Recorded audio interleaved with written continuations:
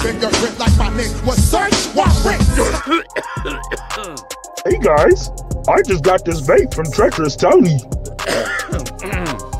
It tastes pretty nasty, but I look cool with it, right? You guys should give it a try. Be cool like me. Nah, you look pretty stupid. And if you get caught with that thing, you're gonna be in big trouble. Besides, I heard Treacherous Tony is that lame guy who likes to come around and hang around little kids. If you're hanging with him, you must be lame too.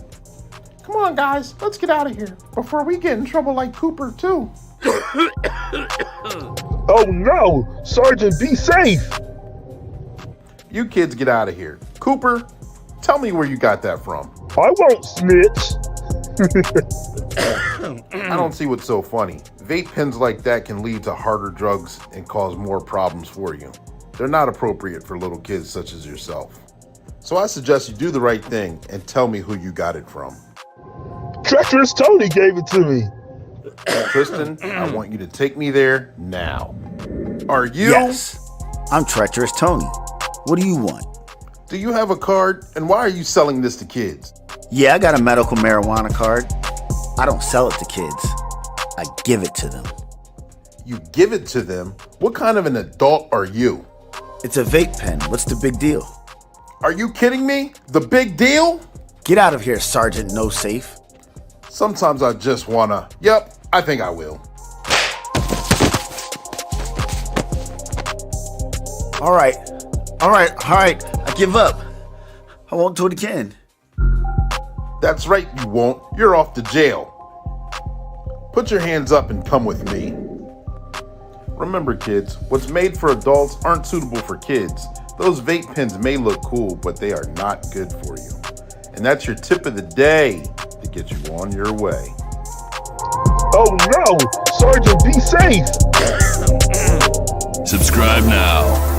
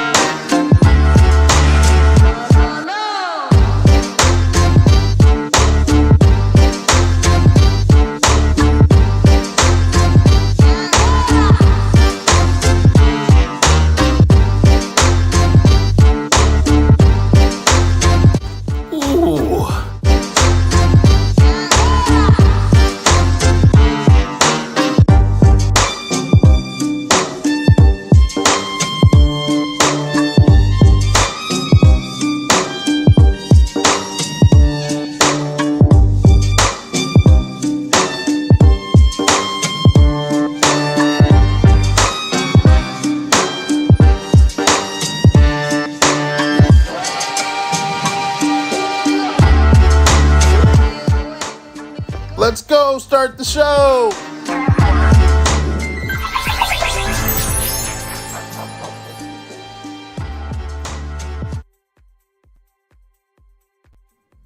Good evening, ladies and gentlemen, boys and girls. Thank you for tuning in for another weekly episode of Black and Blue.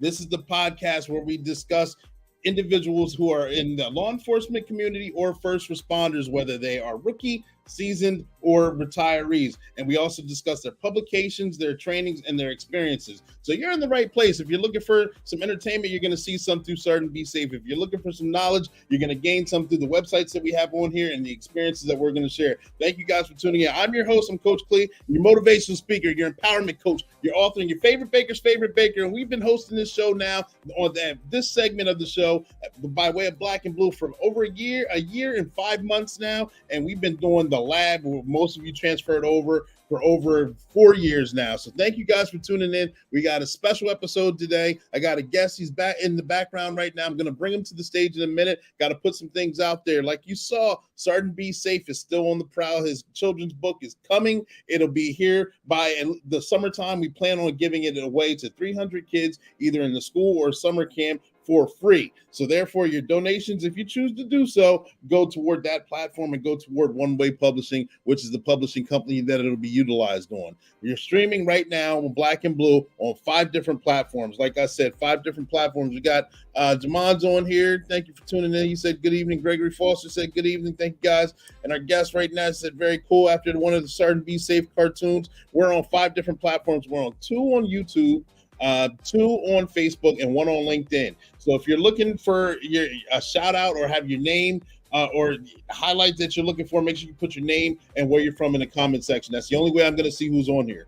You got to put your name and comment in the comment section. If you have your question, this is very interactive. Make sure you put your question in the comment section as well, and we'll acknowledge them to the best of our ability, because we're going to have a lot of fun and we're going to learn a bunch of things here too as well. And like I said, this is sponsored by One Way Publishing. One Way Publishing is a publishing company whose motto is they can turn a mere thought into a book that's bought. There's a few books right behind me that I wrote myself. There's a couple other clients that are here and some that aren't on the platform as of right now that have normally tune in. They had their dreams come true by using One Way Publishing as well. One Way Publishing is the sponsor for Sergeant Be Safe, and Sergeant Be Safe, like I said, has his children's book coming. And next month, we plan on hitting you with new cartoons with Sergeant Be Safe Season 2 and the upcoming cartoons that we have. If you're interested in being a guest on the show, make sure you see it in the comment section, and you'll see it scrolling below. Workwithclee.com is the website that you need to. You can be you can be a guest on the show. If you're looking to have your book done through One Way Publishing, that's also the website for that. If you're looking to do voiceovers or want to be a voice coach,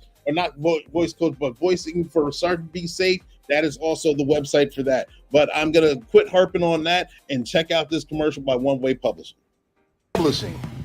Have you ever wanted to explain something, tell a story, or leave a piece of you behind? Have you ever wanted to write your own book, but not specifically know how to do it? Well, get ready. One Way Publishing's here. We can turn a mere thought into a book that's bought. People need to learn from you. They need to hear that story. Kids need to read that book. Imagine if you wrote your own children's book and get to read it to your kids.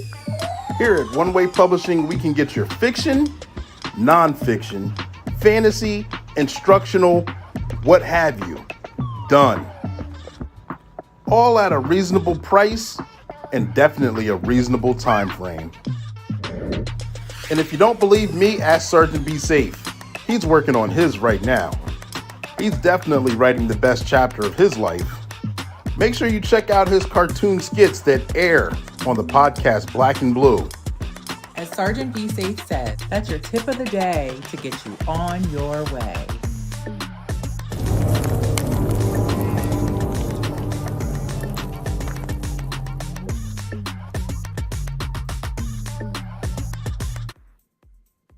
And there you have it. Like I said, that's the website, and that's the commercial for One Way Publishing. Make sure you guys check that out when you have the time. All right. Make sure you guys do that after the live itself. Make sure you hook me up with a couple of likes too as well, because we got some good information, and we need the likes, keep the algorithm going, and we got a lot of information and a lot of fun to share. And I'm looking forward to this live, because this one has been rescheduled, like I told you guys before, and he's got a great experiences and a great company he's coming forward with, and he's going to share some of these experiences and some of the knowledge that he has with it. Ladies and gentlemen, boys and girls, I'm going to introduce to you Quentin Williams. Quentin Williams is a former federal FBI agent. He's a former federal prosecutor. He's also held senior positions with the NBA and the NFL. He's also a guest academy guest host for the FBI Academy, where I'm sure he instructs the cadets very well. And I know he's also the CEO for D2C, which is dedicated to the community, his nonprofit organization, which we're mainly going to be discussing right now.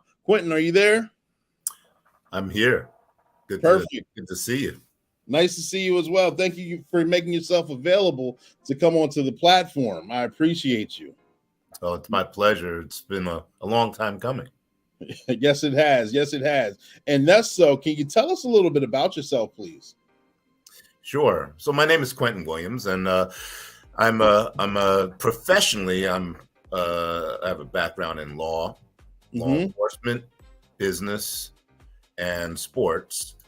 I grew up in Yonkers, New York, and I was born on the island of St. Thomas.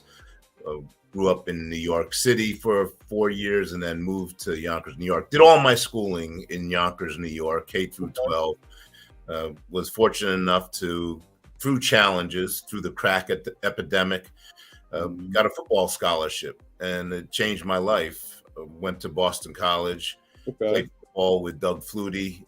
He was a teammate of mine. He won the Heisman, an extraordinary athlete. And after graduating from Boston College with an economics degree, I went to law school. Okay. And, the irony of that surrounds my matriculation at law school is I really couldn't read well. Yet I went to law school and kind of powered through it. I don't comprehend words the way my friends were able to comprehend words. I struggled for all of my learning years with that. Really through my adult years to still have the condition. But I learned to read really well using the tools I have in law school because I had no other choice. I had to figure out how to succeed, or else I was going back to do what some of my friends were doing, and they were killing it on the street, and being killed. So I got through law school with that condition and had the opportunity to practice law for a few months before being called by the FBI to be an agent, which changed my life. Again, I kept having these stages of change that completely pivoted my life. And the FBI did that for me as well.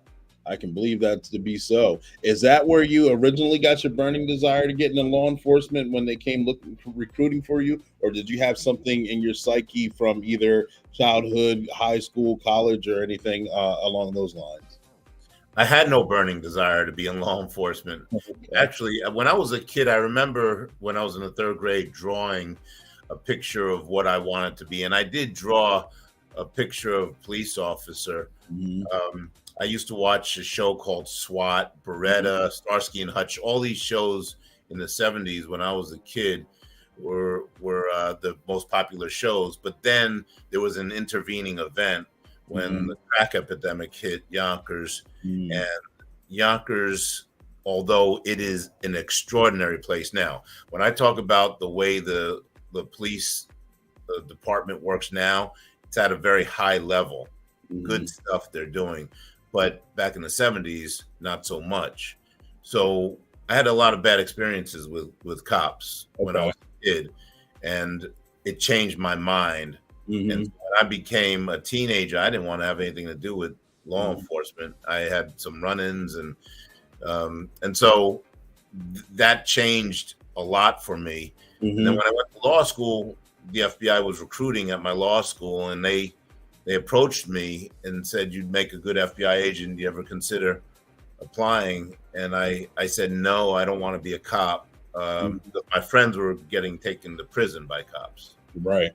And then I rethought it, and I started to think about, I'm here complaining about the system and cops, and why not be a part of the change? But in order for that to happen, I'd have to learn the system. So I decided, okay, I'm going to apply to the FBI because I wanted to be part of the evolution of law enforcement, and I got in, and that was the beginning of my journey in law enforcement. Okay. Well, happy that you got in, and thank you for sharing that background and history of your origins. Through the process from college all the way up until they came recruiting, and then you applied. Did you have anyone in particular, or even through life, anyone who was a mentor towards you or helped influence you to become the person that you are today? My life is based on that because my skill sets are really, if they're average, that's good. My skill sets aren't high level skill sets. I don't consider it. I'm not saying this to be humble. I'm saying this because my reality is when you're not able to read the way my peers were reading, I wasn't able to read the way I couldn't study the same way. It would take me 4 or 5 times the amount of time to do the work. And so I'd be up all night because I knew I had to get out of our situation. We were in poverty. I was on welfare for 17 years of my life. So we were in poverty, and I didn't want to be in poverty for the rest of my life. I knew that there were 2 opportunities to get out of that poverty. And so I just hedged my bets with those 2. It was academics and athletics. Okay. So I'm an all effort guy. I wasn't the most talented football player, but I outworked everybody. And it's the same thing with academics. I wasn't really the most talented, but I worked so hard that things started to click. And while I was going through these phases of my life, the struggles and challenges, I had great people around me. People, whether it was family or friends, my mother, my grandparents, who became like second parents after a pretty turbulent beginning. And then I had folks like Jason Brusman, who was an attorney, who convinced me to go to law school. And I didn't even know what law school was. I didn't know what a lawyer was, but he was a lawyer. So he said, you need to go to law school. And I applied with really mediocre grades from Boston College, and I got in. Okay. And because I got in, I had to go. It's not necessarily what you want to do when you have a reading deficit, the way I had it, because that's all you do in law school is read. Yeah. But I figured I had to succeed at it, because if I didn't, I was going back to be with my friends they were making a lot of money. And that was a driving force for me, because I was so impoverished as a kid. So I got through law school, and that started the journey into the law. Okay. And Jason Brusman was a big part of that, along with my mother and my grandparents, of course. But Jason Brusman came in, and he's the one who forced me to go to law school. At the time, I was a bouncer. I got out of school. I was an economics major. I couldn't find a job. I had some interviews. I didn't know what I was doing on the interviews. I really had no direction when it came to it. And so I had bounced at a big nightclub in New York City before my senior year in college. And then I got an offer to bounce at the biggest nightclub in the city called 1018. Okay. After I graduated, and 1018 was notorious. I mean, you look it up now, they have TV shows about it. 1018 had everybody in that club, from Michael Jackson and John Travolta to the biggest crack dealers in the nation. Okay. All in one place. So it was extremely dangerous, but it was celebrity filled, 4,000 people a night. And I thought that's what I was going to do. I was convinced this is what I'm going to do. I'm enjoying myself. I'm having a good time. I had people who were working with me.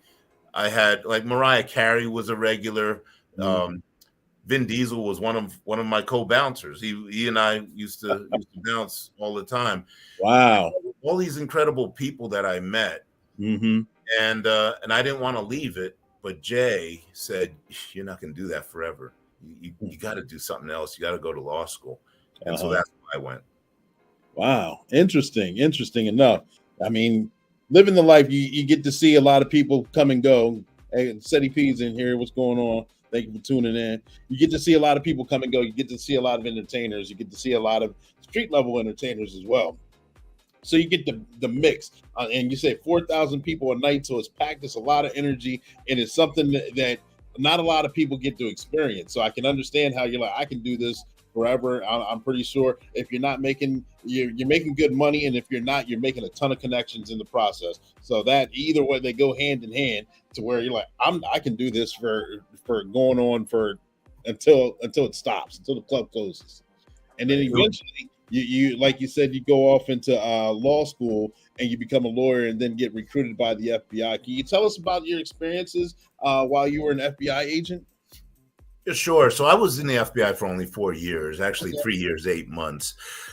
I started out in New Haven, Connecticut, and they put us on the squad at Squad 5, where a lot of the reactive work is handled. Bank robberies, kidnappings, hijackings. Also, the applicants were handled out of that squad.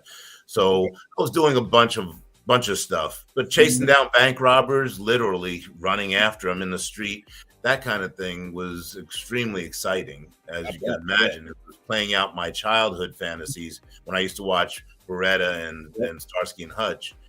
I was transferred to Bridgeport after about 9 months, and Bridgeport's a smaller office. It's called a resident agency.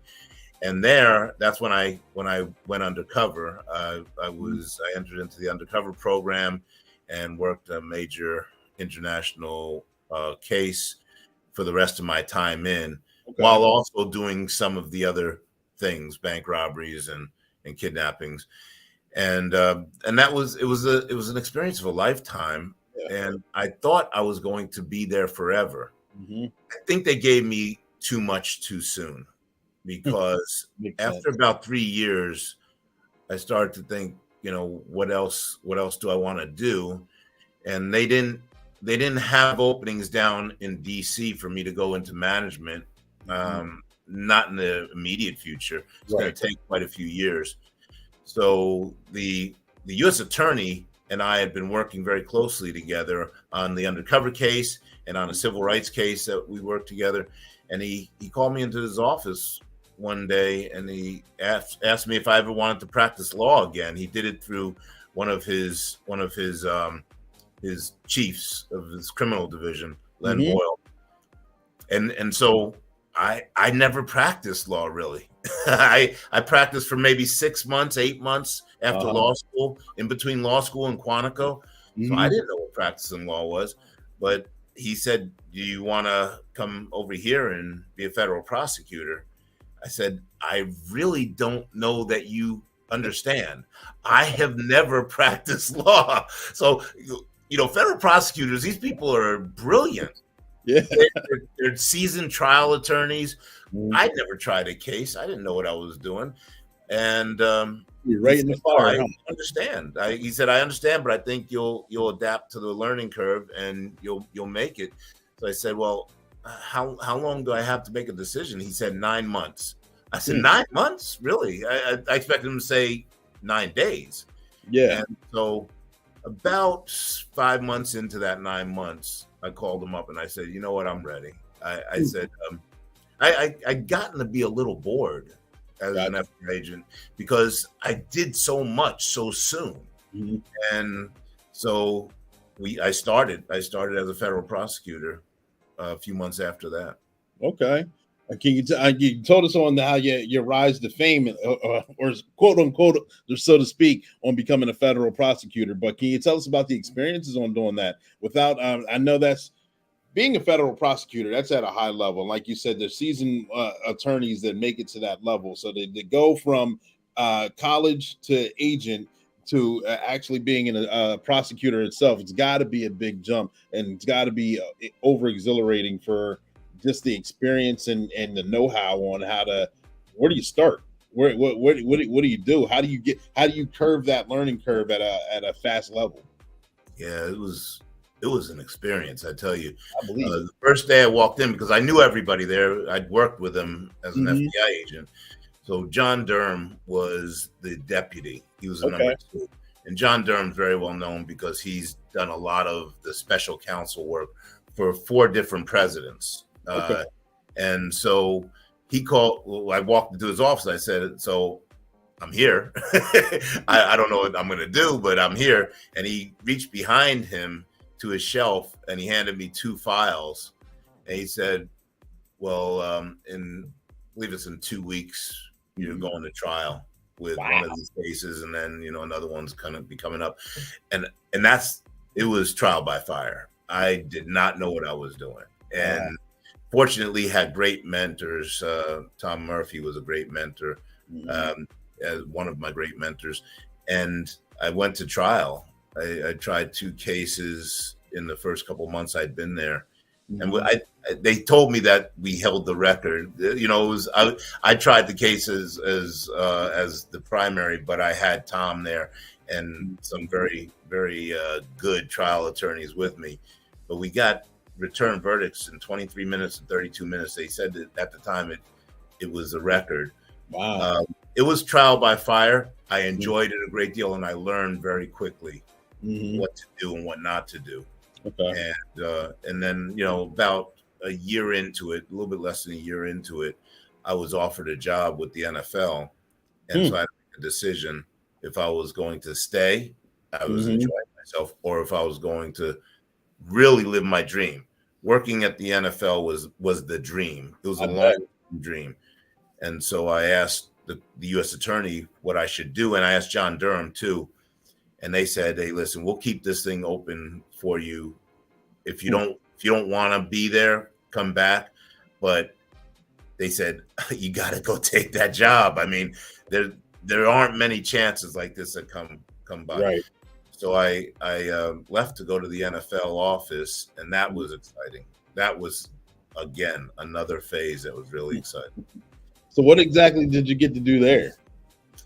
They created this position. Paul Tagliabue created a position that was a response to the White House issues in Dallas. And so back in the 90s, the early to mid 90s, the Dallas Cowboys had this thing called the White House, where some of the players, including Michael Irvin, it's been well reported on this. They rented a house across from the Valley Ranch training camp and facility, and they did things that they shouldn't have done. Right. And it brought upon them some bad press, terrible press, really turned the league upside down for a little while. So they created this position because they wanted to handle the violence policy that they were trying to create. And they also wanted to communicate to ownership down to the players some of the new policies we were putting in place to curb this kind of behavior. Right. And that's why they created a position. I was the first to take that position. And it was a great opportunity because I traveled a lot. I was single, so I traveled, did 4 cities per week. Wow. Met all the owners and players and GMs and had a great time. Learned a lot about the league. But after about 2 years, it wore on me because it's a lot of travel. I bet, yeah. And I actually wanted to get into the business side of sports. And so I'd been recruited by a couple of teams over those 2 years to come to work for a team. And the Jacksonville Jaguars was one of them. I accepted a job with the Jaguars and asked them, the condition was I wanted to learn about the cap, the salary cap, the CBA. Right. And so that's what I did. I left to go down to Jacksonville and picked a good time to leave because we had some of the best years that Jacksonville ever experienced with Mark Brunell and Jimmy Smith and Fred Taylor and Tony Baselli and Keenan McCardle.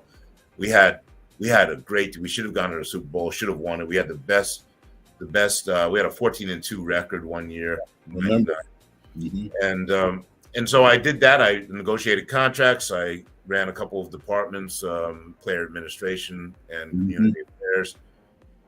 And that came to an end after 3 years because I was recruited by the NBA. They were starting D-League, and they wanted to tap some new talent to be presidents of the new teams across the Southeast region.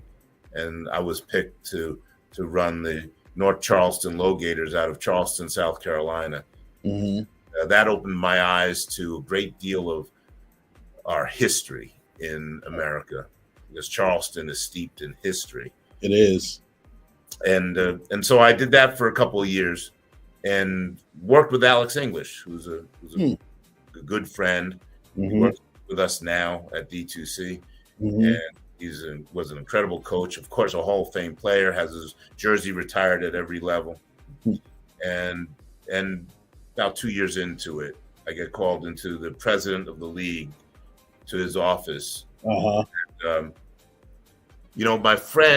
my friend Chris Palmer, who was a head coach at one point, and he's just a lifelong coach, but he ran the Cleveland Browns at one point. He walked into my office in Jacksonville when he was the offensive coordinator, and he said, just got to tell you something. I don't know what I'm telling you, but I would tell you, you are nobody in sports until somebody fires you. And I was like, what are you talking about? Like, where's this coming from? He said, yeah, you are nobody until you get fired in sports. He said, most people in sports get fired at some point, players and coaches especially. They all get fired. And I said, but I'm a front office guy. It doesn't apply to me. Well, when I went to the NBA, after about 2 years, the president of the league calls me in and he says, you're fired. Wow. It turned me upside down. They were having strategy concerns about the league. They wanted to change the personnel and change where the teams were. And they fired about 5 of us. But I had never been fired by anybody. I never lost a job. And I was a golden child. It was Charleston. They told me I was a golden child. They gave us a reality series on ESPN. It was incredible.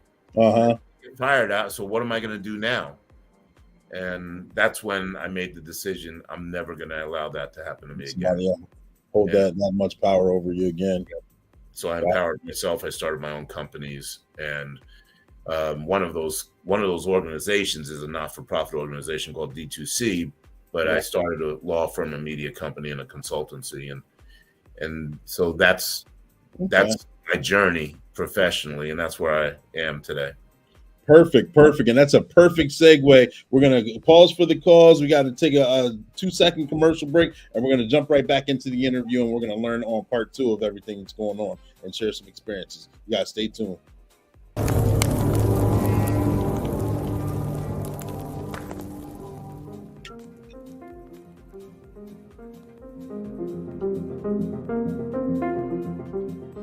Excuse me, madam.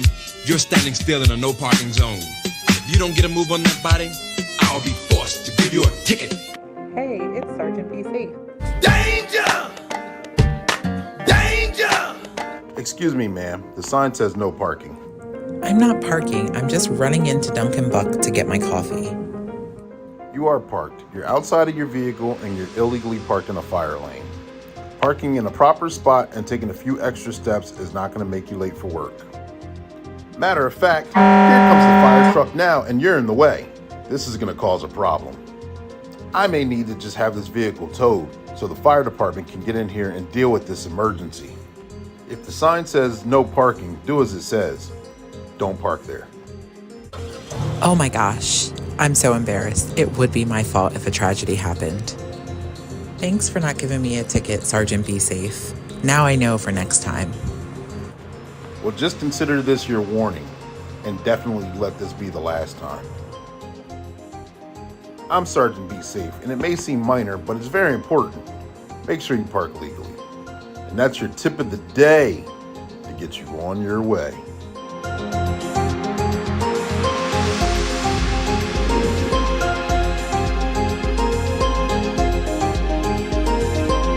Subscribe now.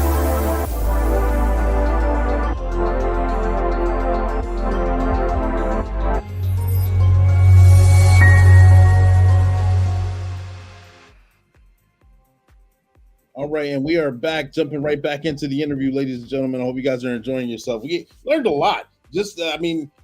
We're here with Quentin Williams. He's explained on how he's lived the life that a lot of people dream of. He's done things on different facets, on so many facets, on levels. He's been an FBI agent. He's been a federal prosecutor.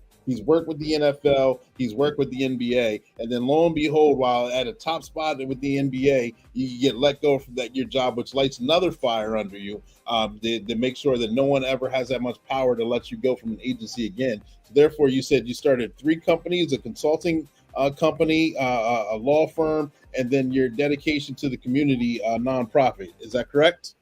Yeah, media company too. We Okay. do projects in digital and film and branding. So yeah, the consultancy is basically as a speaker and as a strategist, and the law firm transactional work, and then dedication to community, which is really my calling. It's the reason why I was born. Okay. We call it D2C. D2C, exactly. So how is that your call? Why are you so passionate about this? I know this is kind of bridging the gap between the law enforcement and community, and kind of getting I believe I saw a clip of yours where it's if you had 20 seconds to explain something, that 20 seconds can be a game changer on both sides. Yeah, we believe that relationships are the foundational pieces for changing the climate, the current climate, this divisiveness. It's all about relationships. So we talk a lot in society about implicit bias, anti-racism, DEI, cultural awareness. All those things are very important, but we wrap it into a relationship building construct where we teach, and we have a curriculum that's been refined over 2 decades. We teach folks and facilitate strategy sessions for how to build more meaningful relationships. Okay. It's that simple. If we can get people, human being to human being, to see each other with empathy and compassion, we can change the dynamic in society. So that's what we do. And the audiences, it really is applicable to every audience. We do a lot of work with law enforcement and the community they serve, but we also work in corporate America, in academia. We do a lot of work in academia with colleges and K through 12. And we do work with incarcerated populations. And we just started with the military. We are now at Marine Corps University at Quantico.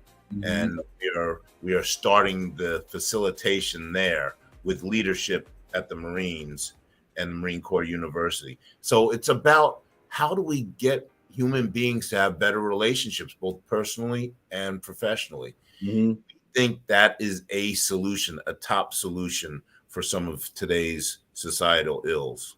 Yes, that's a good point. I know, and as we see, especially in the law enforcement community now, ever since COVID, law enforcement is very cyclical, where we're normally in the middle where we like to be, but sometimes we're at the very bottom of the cycle itself, where everyone hates us, no one needs us, where we get snide comments everywhere we go. Most times we're in the middle, like I said, where we're not liked by everyone, not loved by everyone, but just there. And then when we're needed, we're appreciated. Then coming out of normally a bad time, we're at the very height of it, where thank you for your service. We appreciate everything you do. You guys can't do anything wrong. And that lasts for a very short amount of time normally. Then it comes right back to one of those 2 rungs.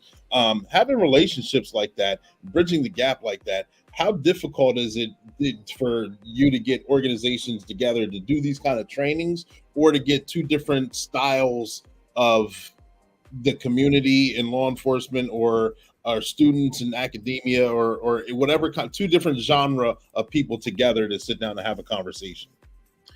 Well, I spent a lot of years begging people to listen to what we had to say. And, it's one of those issues that folks will distract themselves from. They'll ignore it if they don't have to deal with it. And then they'll react when they do have to deal with it. When you have a George Floyd, now everybody has to deal with it. So now they're trying to scramble to figure out what they're going to do to check the box. Well, I've been, after struggling for so many years, I think everything is purposeful.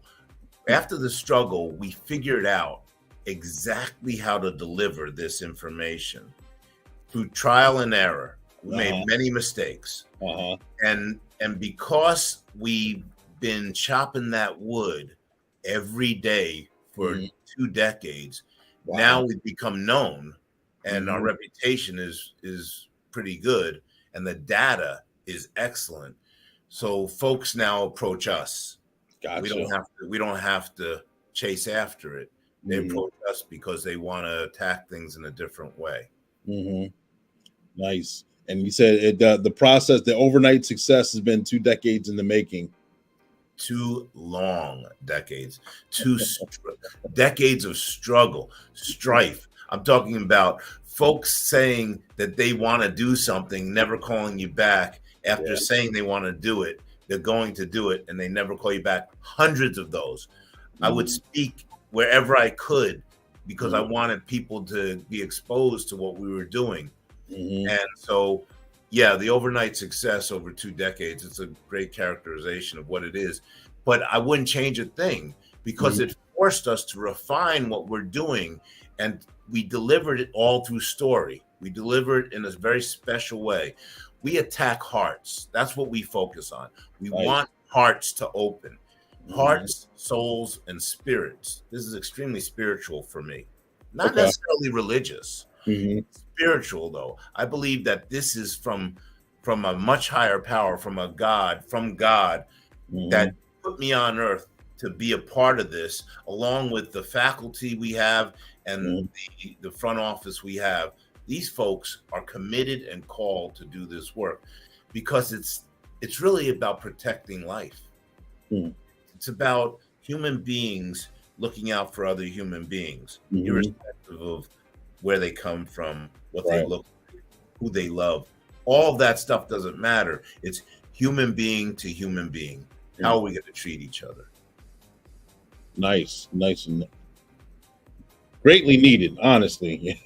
To open up hearts and the get it down to the nitty gritty and the shared, so human beings can actually get along with human beings. Let me ask you this: if you were holding a town hall, and the town hall wanted to get a certain law enforcement agency to come in there to either mediate or do a training. Can you give us a mock example or just something from your experience on what would take place in that during that time frame? Sure. Well, we have about 60 hours of curriculum. We deliver typically 4 to 8 hours in the introductory phase. So folks get to see what it's about. And then if they want more, we give them more. And we also consult and guide them through policy as well. But we will open our hearts. So our faculty members are trained to deliver their own story in a way that will open up hearts so that vulnerability becomes a part of the session with the audience. They have to trust the people they're in front of. And so we start in that way. And the stories are pretty deep. And then we have the audience engage with each other. So we have law enforcement, just using law enforcement sessions as an example. We have law enforcement and the community they serve in the same room. This isn't in a sterile environment. And a lot of the community members actually don't necessarily like law enforcement. So these are the best ones because they're going to push back. Yes. And they're going to make people accountable at the same time. And so getting those two parties to appreciate each other and to embrace each other by the end of the session is a tall order. But we get it done probably 90% of the time. Okay. We have our ratings are 90 to 95% favorable. That's good. So I got into this thing thinking maybe 3 out of 10. I'll do 3 out of 10. We'll get maybe 3 people whose hearts will change out of 10. And we're getting 9 out of 10, 9.5 out of 10. That's and good. So they'll engage with each other. We will have solutions to some of the most pressing issues. And then we will give them the curriculum about building relationships. It's called the Recipe for Reconciliation. And this recipe has simple steps to get from where we are right now to that place of love. How do we get to love? That's the question. And so we will give them those simple steps. And we do it all through story. And then they have those tools to take back to implement immediately as soon as they leave that room, after engaging and building a relationship with somebody who they might not have necessarily appreciated prior to walking in the room. Right. Everybody's winning walking out of that room. Yeah, absolutely. The come to some sort of level of consciousness on the same level is a win in itself. Yes, absolutely. So you're also an author too, correct? Yes, yeah. I wrote a book, and for a guy who has a reading deficit, I never thought I'd even, Well, that's a feat in itself. I mean, I know I know authors. I'm an author myself, so writing a book is a tall task. It's a huge accomplishment. It's a very prideful when you get it done. Trust me. And then to have a reading deficit on top of it, I know that's no small order in itself. So I commend you for that. Your publication, what exactly did you write on? So I have it's a small book. I'm writing another 2 books as well, and Okay. those are going to be great books. But this book is it's really what it was an essay to my son. That's what it was. I wrote it in response to being stopped in drug interdictions for about a decade. And I was being stopped going up and down the highway I-95 to New York from North Carolina. And I would get stopped, and the interaction would take 2 minutes with the trooper. And because it happened so quickly and so seamlessly, my former wife thought that it would be a good idea if I would write a book about how I interacted with the police. And so I said, nah, I don't want to do that. I'm not necessarily trying to write a book. It would take me forever, I thought, with the issues I had. And nobody knew about my issues, by the way. I didn't really talk about them a lot. I started talking about them when I was an adult, but I didn't broadcast my reading deficit to many people. So, she said I should write this book and it would save some lives. And then after I said no several times, she said, you should write it for our son. Wow. The problem is we didn't have one. We didn't have any children. She was pregnant though. She was 3 months pregnant and she knew she was having a boy. So she convinced me that I should write this thing. And then in the next two or so weekends, I wrote this 31-page book.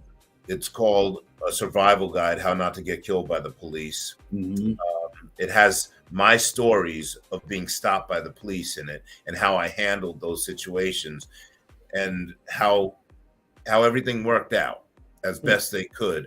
Even in one very challenging situation when I was arrested in Newport, Rhode Island, because I fit the profile of somebody. And I was an FBI agent at the time I was arrested. Oh, wow. And how I was able to handle that. And so I give tools in the book for folks so that they can handle their traffic stops properly. And it helps cops because, as you know, cops want to be safe. That's the number one thing. And so this makes them safer when the drivers and passengers know what not to do and what to do. And so that book has been distributed tens of thousands of times across the nation, and with our programs and online. And it's worked out really well and given us a lot of confidence that there are solutions out there. Good. If anyone wanted to get a copy of that publication, how would they go about doing so? If you just go to dedicationtocommunity.org, that's dedicationtocommunity.org. There's a place on the page to buy the book. And I've donated the book's proceeds to D2C. So I don't make any money off the book. I didn't write it because I wanted to make money. I wrote it for my son, actually. And I wanted to have a conversation with my son when he turned 8 about how to engage with the police and how to build relationships. And he's 10 now.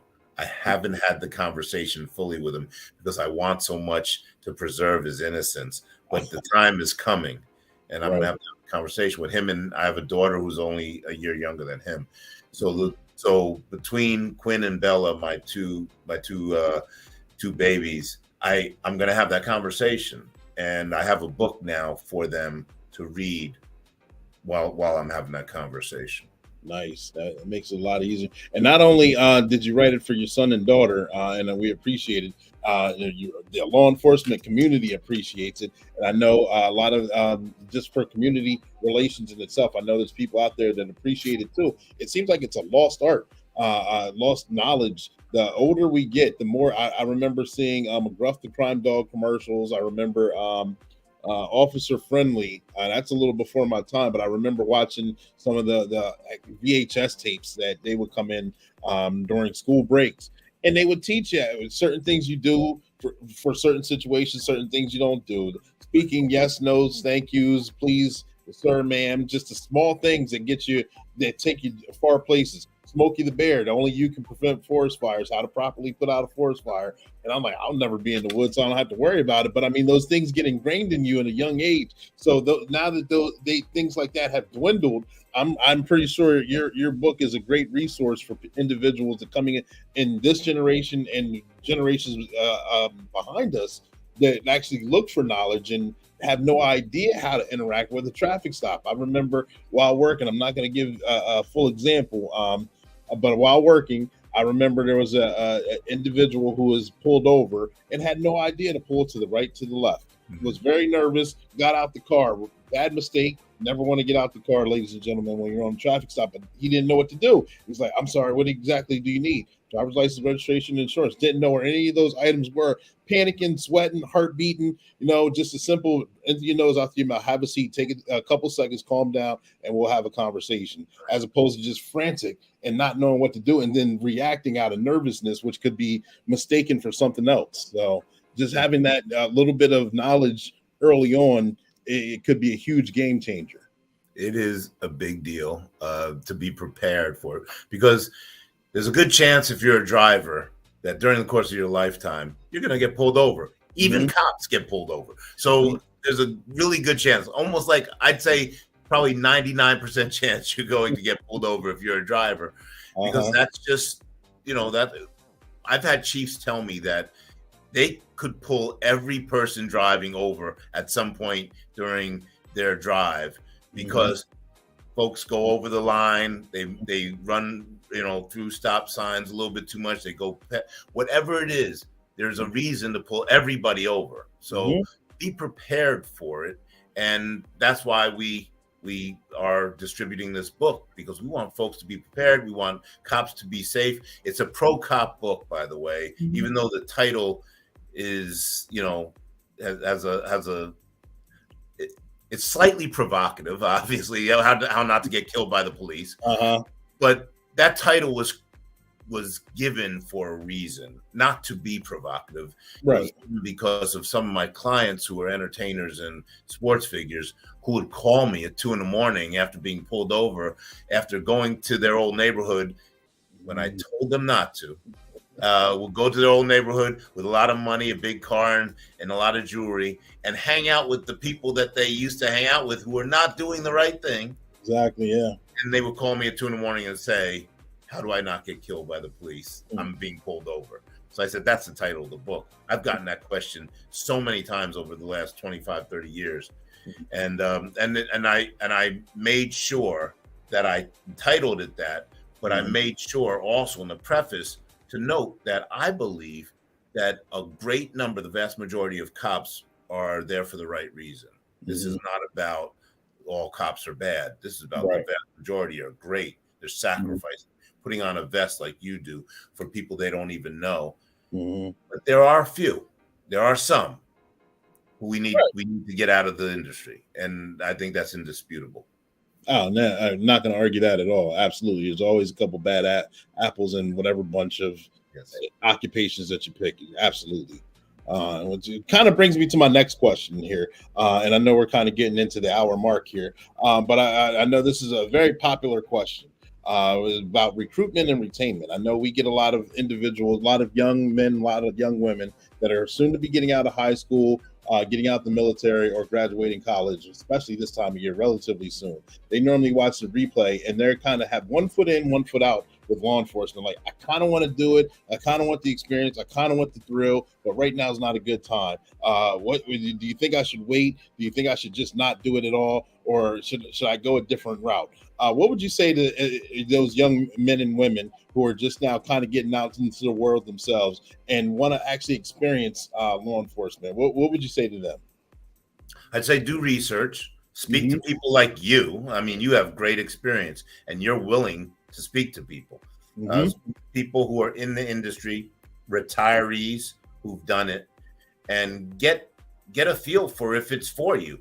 If it's not for you, we don't want you to do it, because this is something, it's a calling. You have to be fully committed. This is about protecting life, and the stakes are high. So I would say do your research. What I did was I made that decision after doing my research. I was complaining a lot about cops before I went into the FBI. And so I did some research. I spoke to a lot of people, and I came to the conclusion that we need to be a part of the change. We need great people to be a part of this change. Like what you're doing, you're not just doing what you're being paid to do on the streets. This is something that you're doing to protect life. You've created a podcast. You've created a platform to inform society about these very pressing issues. And it's because you're committed to it. This is why you were born. We believe there are a lot of folks out there who fit that mold, extremely competent, talented people, and we want them to give it a shot. But we need them to be encouraged and inspired. Yes, and folks like you, that's what you do. You play a huge role in inspiring people, because they look at you and they say, "Wow, look at the lives he's changing. Look at what he's doing." And he's not necessarily just talking about how cops are great. He's talking about the mistakes. He's talking about how community members are right in pushing back sometimes. He's reasonable. That's what we need in order to move forward. Thank you. I appreciate that. I appreciate those accolades as well. Ask you the second part of the question here. For those, it's no big secret, agencies are having a problem hiring all over the country for various jobs. But in law enforcement in particular. So you got guys who are 10, 15, 20, 25 years. They're coming they're either in the middle or toward the end of their career now. And the thing that's going around is the quiet quitting. You're feeling the pressure from above. You're feeling the pressure from below. You're feeling it from admin. You're feeling it out on the street. So many different things. Everything's pressure. What would you say to those officers that are seasoned, that still have a little bit to go? What would you say to help them revamp their style, to find motivation to make it to the end, if that's what they choose to do? That's a great question. So we have this happen all the time, where that officer that's between 10 and 20 years is in the audience when we are facilitating and teaching, and they're just burned out. They're disillusioned because they're constantly being attacked. But they are in it for the right reason. They got in it for the right reason. They want to stay in it for the right reason. But all this other stimuli that's coming at them, that's negative, painful. So now they're just looking to retire. So they're crossing the X. Putting X's by each day that they have left, and they're constantly on the countdown. Right. What we find is that those individuals can be encouraged if they know that they're loved, that what they do makes a difference, because that's why they get into it, to make a difference. So we don't go into these education sessions to beat up cops. Quite the opposite. We go in to inspire and encourage them, because what they do it's fascinating, but it's needed, and we honor them. We love them so much. So these officers who are at that point, they need encouragement. They need to know that what they're doing on a daily basis, the risks they're taking, that you're taking, that it means something.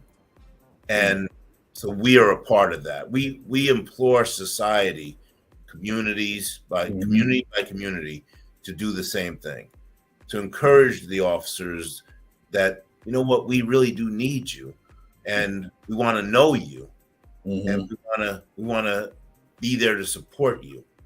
But it's a process. It doesn't just happen where a community does that. Communities' hearts have to open too. They have to see the officers as human beings, not as robots. And so that's why we bring them together in the way we do, so that they can see the humanness of these officers and then be supportive in going forward in how they're addressing some of the issues together collaboratively. Good answer. I appreciate that answer as well. And believe it or not, you touched on basically this podcast is generally about. This podcast is here to humanize the badge, to show different sides on both the community and law enforcement, and humanize it, and to have that conversation as well. So you hit the nail right on the head with that, because I know a lot of guys who have already retired. If they had the time, since COVID and up until today, if they had the time, they went. They've been going out in droves. And then you got a slew of others that are stuck right in the middle, that are hanging on. And I mean, just that you're, like you said, to hear the words that, hey, you matter, hey, we appreciate you, to be encouraged itself, I think would be a game changer in their life as well. So absolutely, you hit the nail on the head. My children, since they were 2, were taught, as soon as words came out of their mouths, they were taught to walk up to law enforcement officers and say, thank you for your service. From the time they were 2, they're 9 and 10 now. They do it unsolicitedly now, all the time. Thank you for your service. They look the officers in the eye and they say those words. And every now and then, an officer, you'll see it, the welling up of tears, because you don't get that. No, you don't get thank yous. So now you have these innocent little 10-year-old and 9-year-old saying, thank you for your service. It makes their day. And that's the encouragement we need to offer to our public servants. Yeah, thank you for that. And thank you for sharing that experience.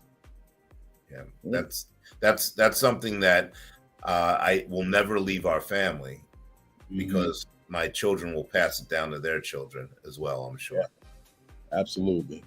And boys and girls, ladies and gentlemen, we'll be right back again to wrap up the rest of this interview. But Sergeant Be Safe has some things to say, so stay tuned.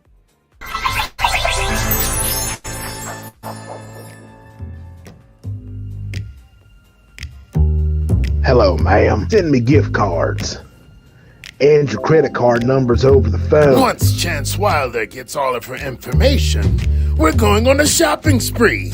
I'm talking Gucci, Fendi, and Prada. I'll send the police to your house.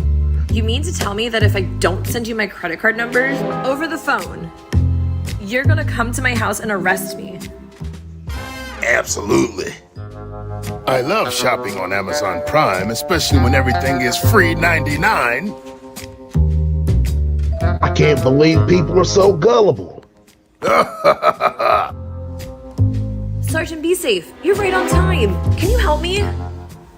I sure can. Hello, Wild Chance. Oh no, Sergeant Be Safe. Never give out any credit card information over the phone. I can't believe you led Be Safe right to us. Run, you fool. Me? It isn't my fault. It was your idea. You're caught and going back to jail. Remember, folks, don't buy gift cards and give that or credit card information over the phone, especially to a stranger. It could be Chance Wilder and his partner getting ready to rob you blind.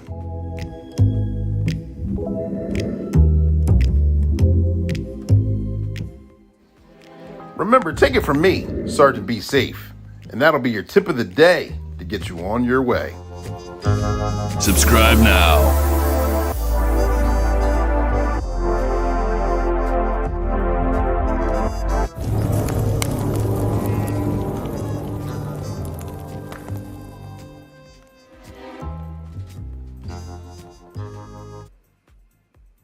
And we are back, ladies and gentlemen, boys and girls. Thank you guys for tuning in.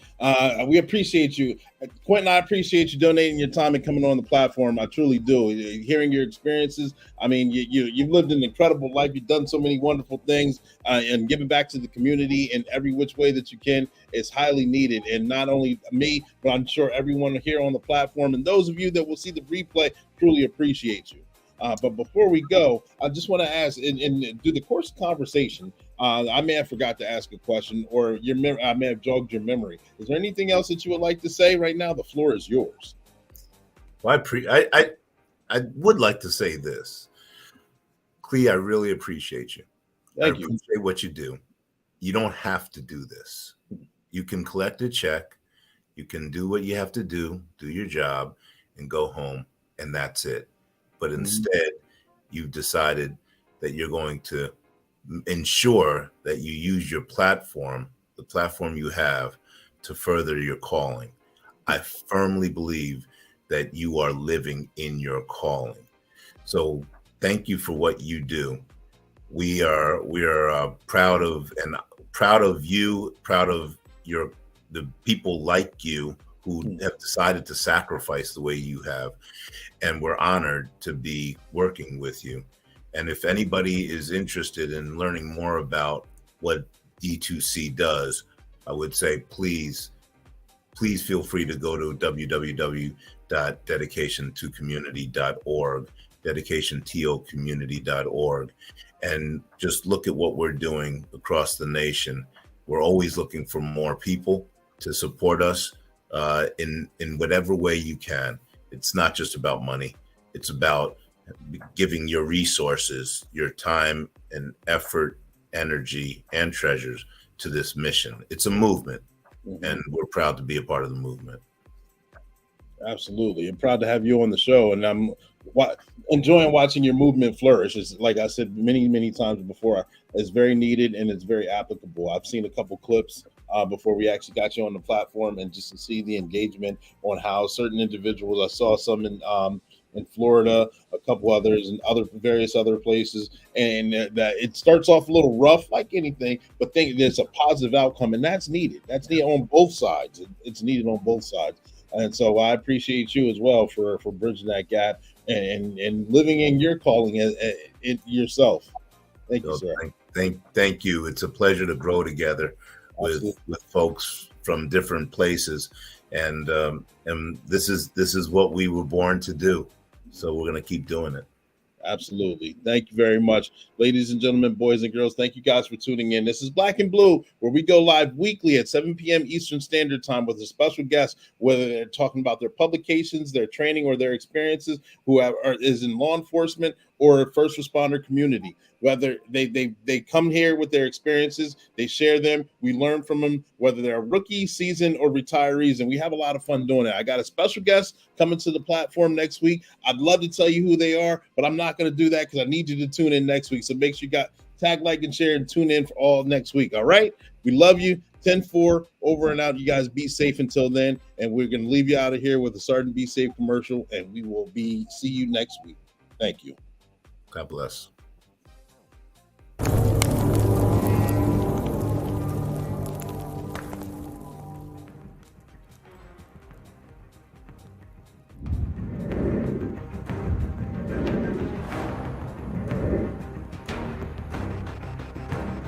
I'm over here counting my stash.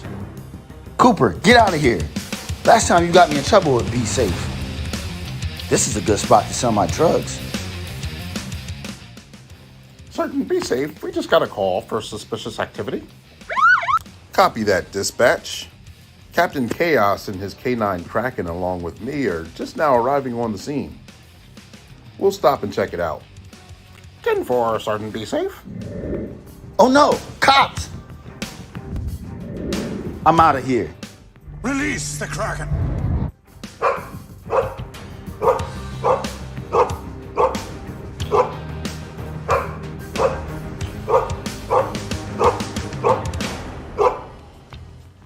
Hey, we see your drugs over there. Stop running, treacherous Tony. We will get you.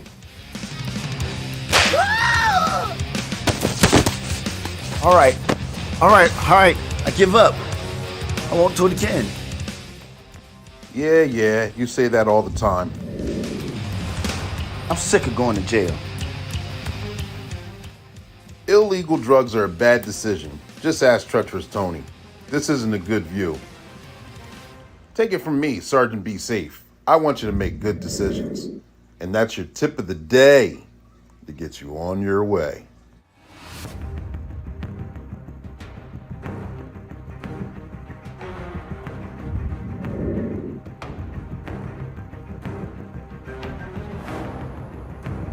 Subscribe now.